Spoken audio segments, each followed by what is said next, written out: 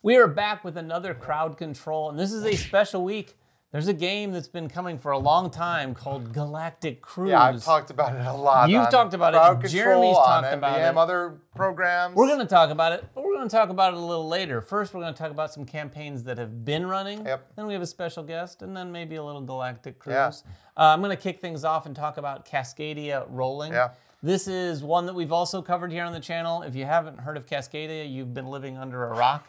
Maybe in a field or in a river. Oh, wow. Nice tie-in. This is a roll and write version of Cascadia. And by that, it doesn't... Two roll and write versions of Cascadia? Well, if you want to be very strict, maybe 8 roll and write. Oh, wow. Is that... So, wow. Okay. If you've watched our content, we talked about this on the video. Each of the boxes, there's rolling hills, there's rolling rivers. And they both have 4 different sheets that you can play. And sometimes people think that, oh, that's a nice little variant. These basically feel like 4 different roll and writes. Like cartographer? Oh, even more than cartographers. Yes. Even. Oh, wow. Yes. If you play this sheet, the scoring is different. Everything you do is different. Okay, so they're simulating the variable scoring setup, maybe, of having the different animals in Cascadia? Even more than that. Even more than that. Yeah. Ryan I haven't played it. Ryan hasn't played it, but you could play with one sheet and you can play with the next, and it's a totally different sort of experience. Now, the way it's driven is the same. You're rolling these dice, you're collecting animals across another sheet, but then the sheet that you use those animals on is very, very different with the cards that come out. So yeah, there's rolling hills, there's rolling rivers. Check out our content if you want to know more about it. But I think it's off to a pretty good start. It's, I think, about a week old now. I think they're in the $140,000 range, at least like 130 something as of the time we were recording this. But they've got like 3,600 backers. It's also a roll and write, so it's probably going to do incredibly well once it hits retail.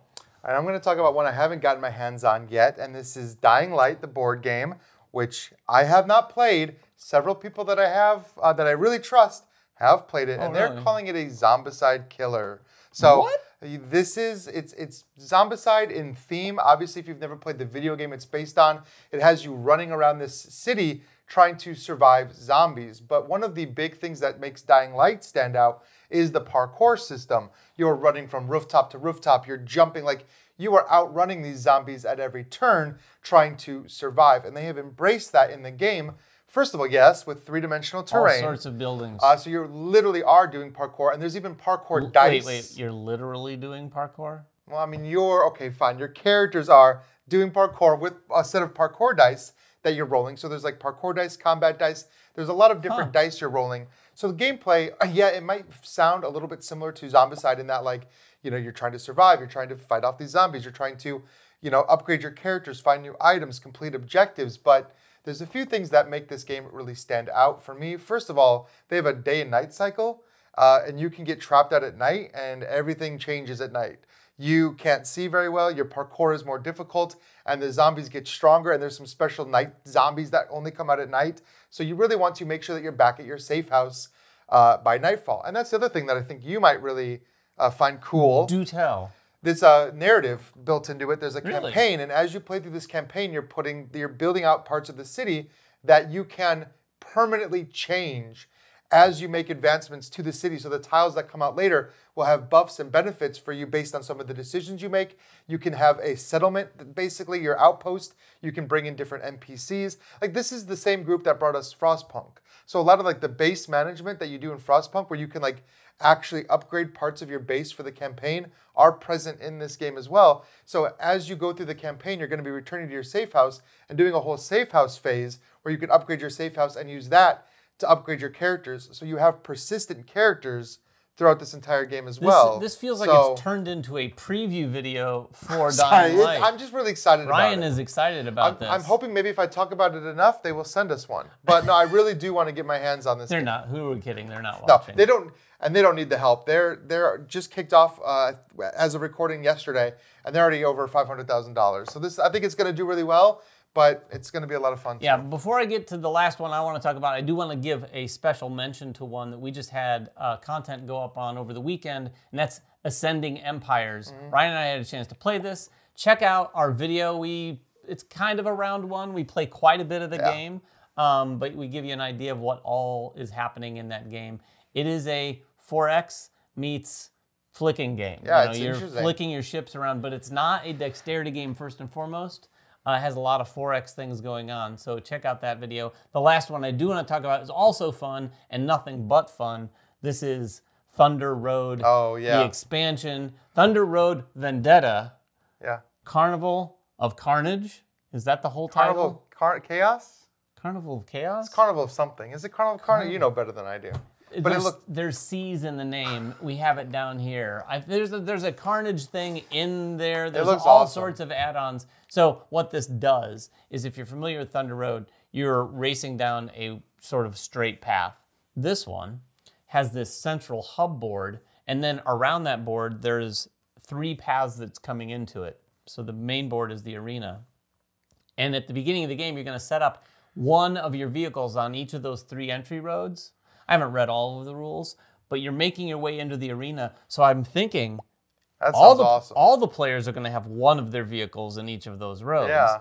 And there's going to be some carnage happening on the roads before you even get to the arena. Yeah, you can enter the arena with only 2 cars if you're not careful. Yeah, and then the arena obviously has some different rules. It is hex-based, so I'm not exactly sure, but I'm guessing that must involve a little bit more robust rule set than what's in the standard Thunder Road. As far as maneuverability, like not moving just in a straight line. Because, I mean, you could replace the main boards with hexes. They just give you more places to go and turn. Sure. I don't think that they're ever going to get too in the weeds. Like, the point of this game is, like, roll dice, have chaos, have a lot of fun with it. So I don't think they will get, like, too detailed, but I think you'll have a lot of freedom to do some crazy stunts. Yeah, this one kind of brings a little car wars into the equation. And I have to say, this is one, I don't regret not backing things often.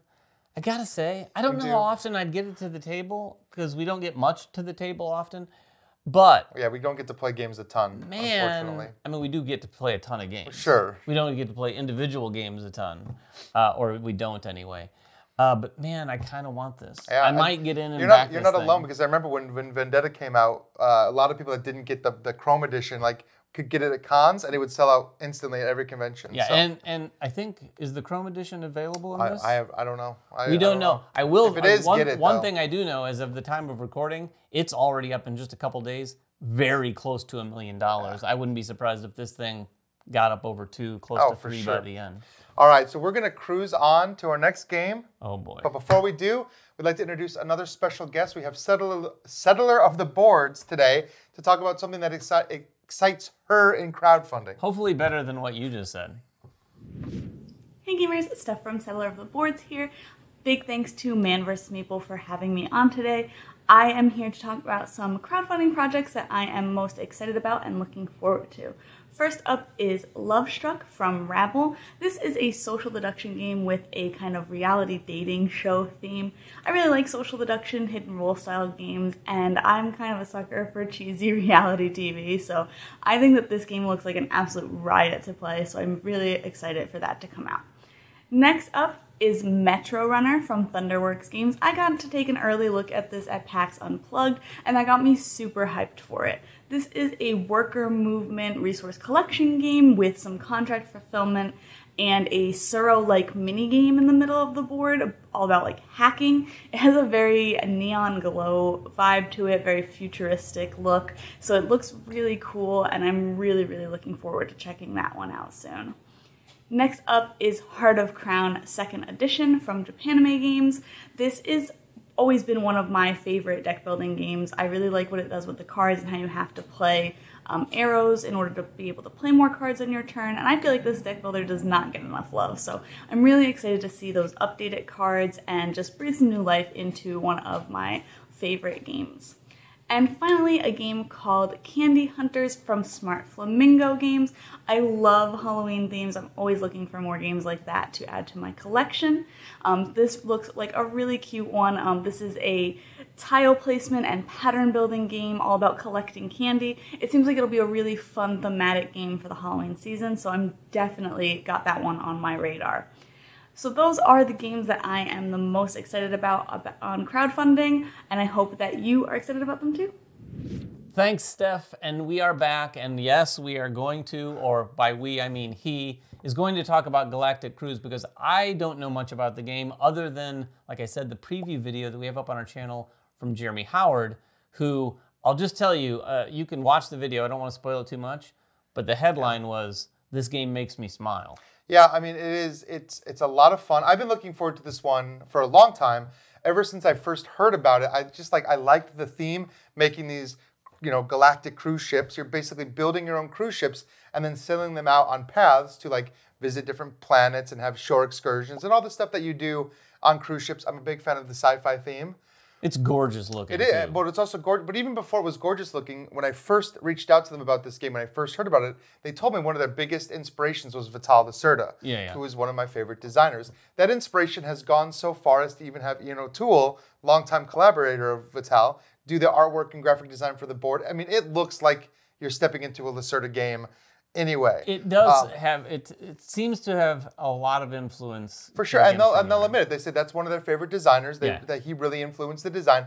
I got to play the game at Gen Con, and I was very impressed. I even told them, I was like, yes, if you had told me that Lacerda himself designed this, I would not have doubted it. Like, it does have all of those interconnecting mechanisms, but it's very simple. It's a very simple worker placement game. You're putting workers out on this board, a beautiful Ian O'Toole board, and then you're just triggering some different locations that are connected to that, building out your ships. But there's just so many different things you have to consider, so many different scoring. Like, this will make heavy gamers happy. I mean, Jeremy said it made him smile. Yeah. You play this game, you're gonna be like, yeah, this is what I've been wanting. And I love Lacerda's games, but he can only make so many. So the fact that other people are out there trying to like emulate his style and reach that level just means more for all of us. It is cool to see sort of some of the classic designers out there inspiring people to really pick up the torch and do similar sorts of things. But those are all the games we're going to talk about this week on Crowd Control. If you have any questions about any of them, go check out our content. We have content on a few of those things, so please go watch those. Please like, please subscribe, do all those things. Until next time, make sure everyone has fun at the table, and we'll see you then.